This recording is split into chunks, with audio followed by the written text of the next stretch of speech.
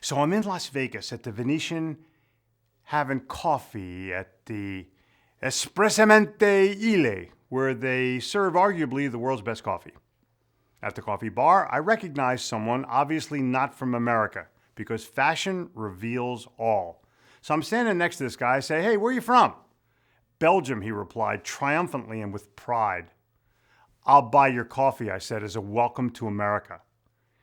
He said, "I'm also buying coffee for two of my friends." I said, "Fine, put them on my bill." We began to exchange cultural information, and I discovered all three of them were in sales, like me. Their name badges revealed that they're attendees at the same conference where I'm a featured speaker the following evening. Now we had a link. They wanted to know what I knew, and I wanted to know what they knew. Marcel, one of the group's first questions to me, and Marcel was one of the groups, his first question to me was one that I've been asked 1,000 times. "What's the secret of selling against fierce competition?" And my immediate answer was, "Differentiate with value or die with price." And he said, "I agree, I'm a value provider."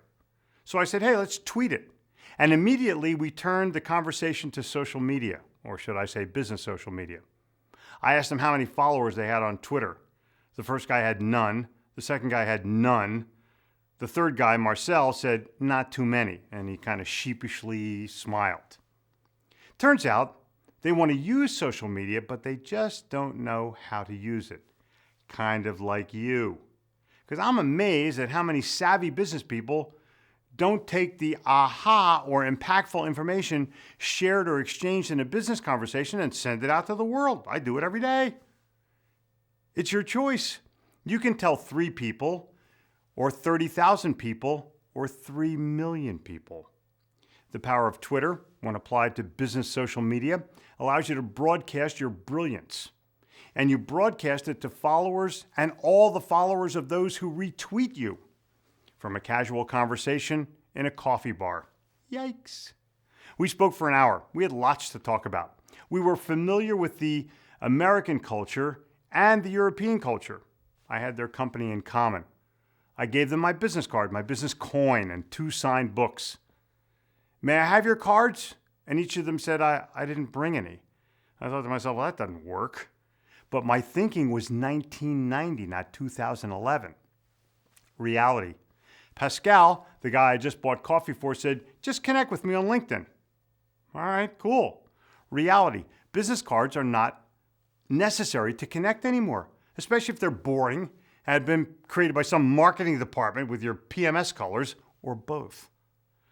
Right. Then we each took out our mobile devices and connected with one another on LinkedIn right on the spot. Not a business card, rather an online business connection, a permanent business card, a permanent connection.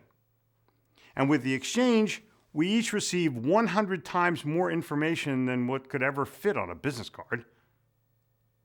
Here's my business social media lesson learned. When you link with people, like people, follow people, photo with people, bump with people, and tweet what I said, all of a sudden, the business card itself becomes relatively irrelevant. Here's the epilogue. Less than an hour later, 22 global retweets of "Differentiate with value or die with price," and the retweets are still piling up. Try this. Next time you attend a networking event, don't bring any business cards. Force people to link with you or follow you if they want to connect with you. Realize that a business card only really represents a simple exchange, but that LinkedIn or Twitter or Facebook on-the-spot connection creates engagement, long-term engagement. Think about the pile of business cards on your desk of people that you've never really connected with and certainly have never provided value for. Then think about the number of people who you could be adding to your network, people who could really be enlightened by you and discover your depth or lack of it. The tide is turning against one of America's institutions.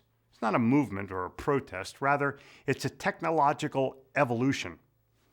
And one you and I need to be made aware of today. Oh, cards will be here for some time. But I can already hear my 3-year-old granddaughter, Isabel, asking me in 15 years, "Pop-up, what's a business card?" How are you connecting?